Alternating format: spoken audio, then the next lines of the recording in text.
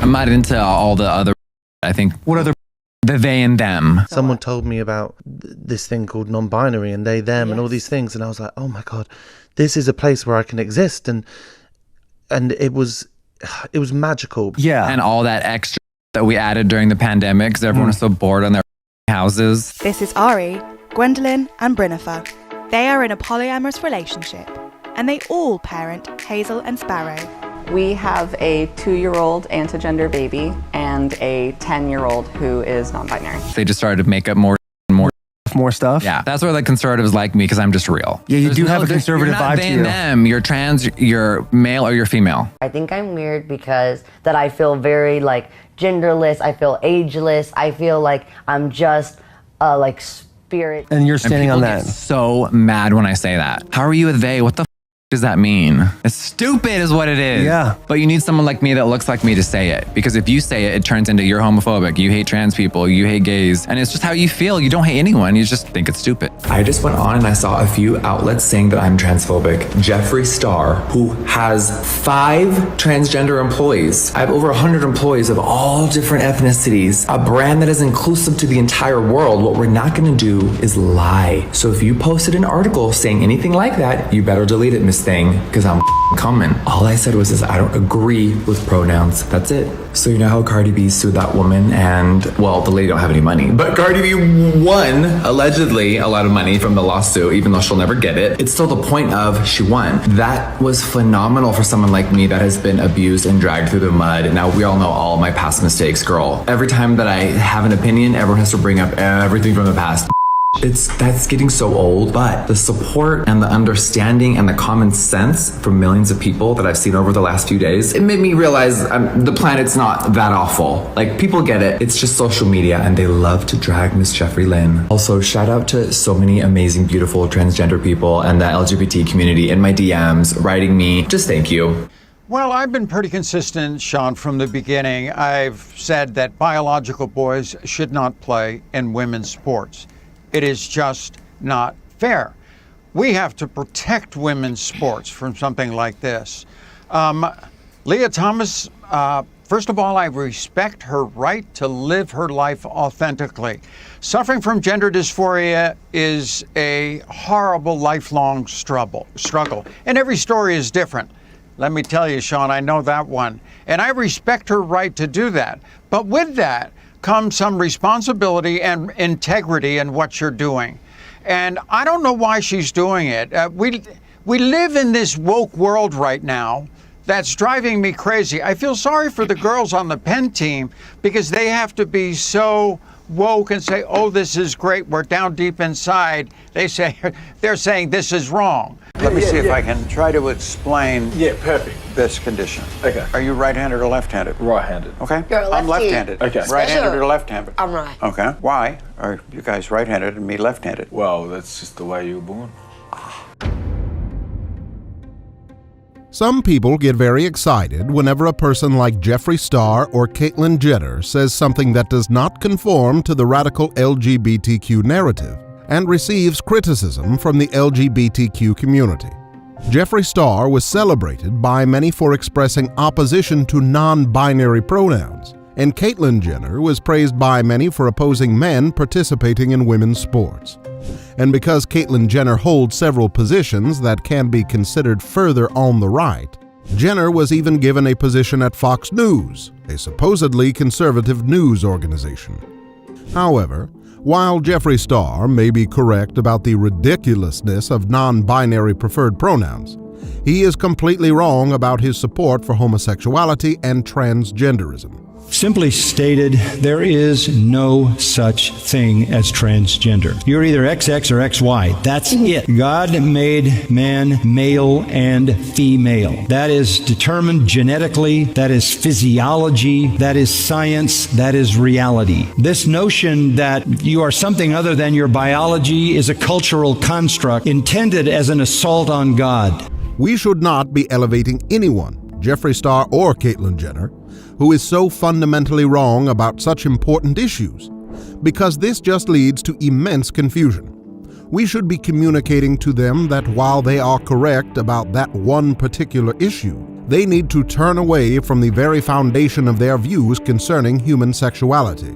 The first idea that this text negates is the idea that everything is sexual. The idea that that's the essence of who we are. And if you want to see examples of this, you need to look no further than people who say, my identity is, I am homosexual, I am transgender, I am non-binary, I am. That's who I am. That is the essence of who I am. Well, the text rejects that.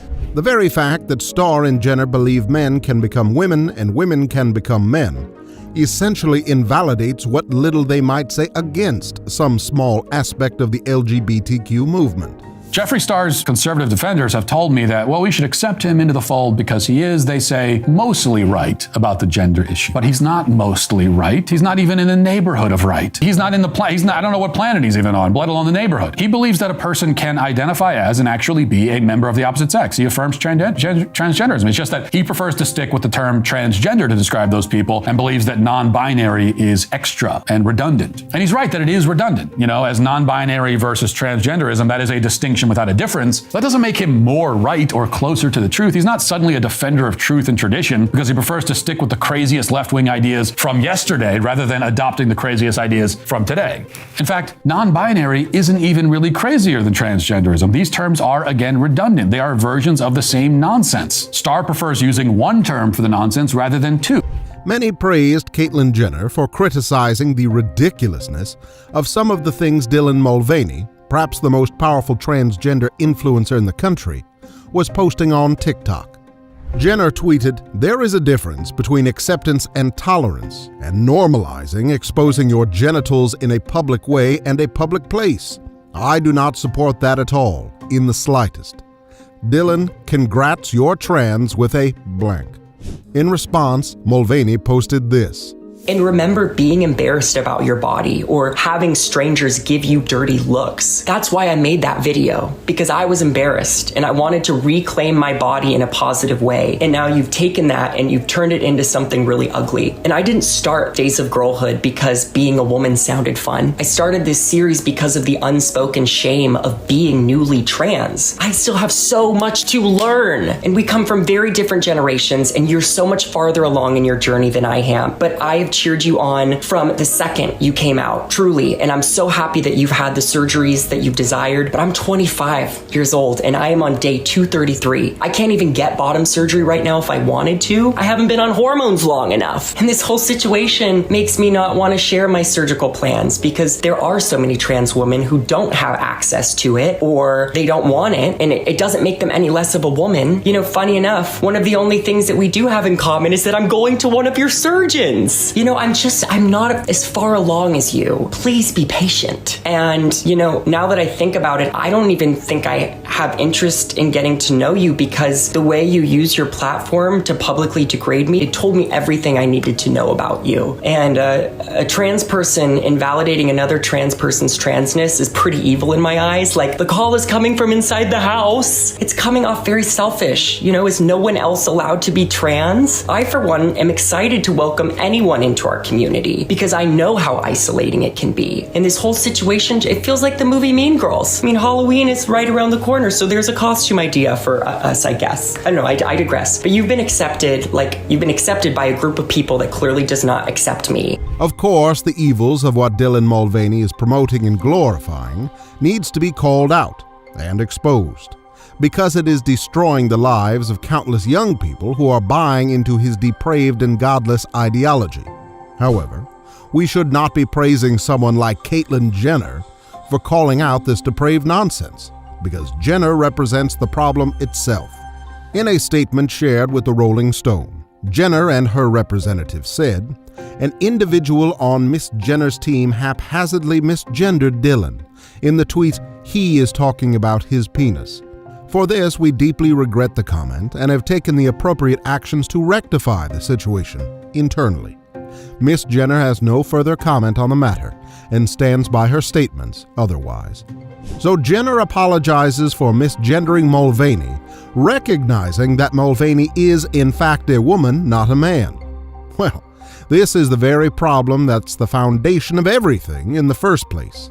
So speaking out against a small aspect of the LGBTQ movement while defending and supporting its very foundations, is not something that is worthy of praise or applause. Once again, this is why Caitlyn Jenner never should have been embraced by conservatives, because that's the real, and I've seen some conservatives respond as defending Jenner. He deserves no defense. Really, this is a story about the moron conservatives, the idiots who embrace this guy, and they just look dumber and dumber every single day. Never should have been embraced by conservatives. He is not a good advocate on this issue, or on any issue, but especially on this one. Okay, to use the leftist terminology, he is not an ally. So these idiot conservatives think, well, if we have a trans person come in and criticize the trans agenda, well, that's the trump card right there. That's the ace up our sleeves. No, that's the last person who can criticize the trans agenda, is someone who's actively promoting it. As Christians, we should be promoting the whole truth, not propping up individuals like Jefree Star and Caitlyn Jenner, who are doing far more harm than good regarding the LGBTQ movement and agenda. We need to recognize that they are destroying countless lives by advocating for essentially all of the talking points of the LGBTQ movement. We need to speak the whole truth concerning God's perfect design for human sexuality and call out every aspect of the depravity of the LGBTQ movement. Which brings me to the great irony of this entire war against the Word of God. Nothing's being made better by it. Nothing's being made better by it. And worse yet, we see in Ephesians chapter 5, for example, that marriage is not just for procreation and also for sanctification, this righteous outlet for human sexual desires, but it's also for illustration. This beautiful picture of the relationship between Jesus Christ and his bride, the church. Jesus Christ, who gives us a picture of what real male headship and marriage is supposed to look like when he lays down his life for his bride, when he takes upon himself the sins of his people and suffers the punishment due to their sins, so that their righteousness being imputed, or their sinfulness being imputed to him, his righteousness can be imputed to them, so that in this double imputation, he can atone for their sins and save them from their sins and grant them entree into eternity with the triune God and his perfect unity. Christ died for sin, once for all, the just for the unjust, in order that he may bring us back to God. God made him who knew no sin to be sin for us, so that we might become the righteousness of God in him. This is what marriage is a picture of, which means that when we go to war against Genesis 2, we go to war against the gospel. Thank you so much for watching. If you like these videos and want to help support this channel, the best way to do it is to just watch these videos until the end and click the subscribe button. Thank you so much for your support and encouragement.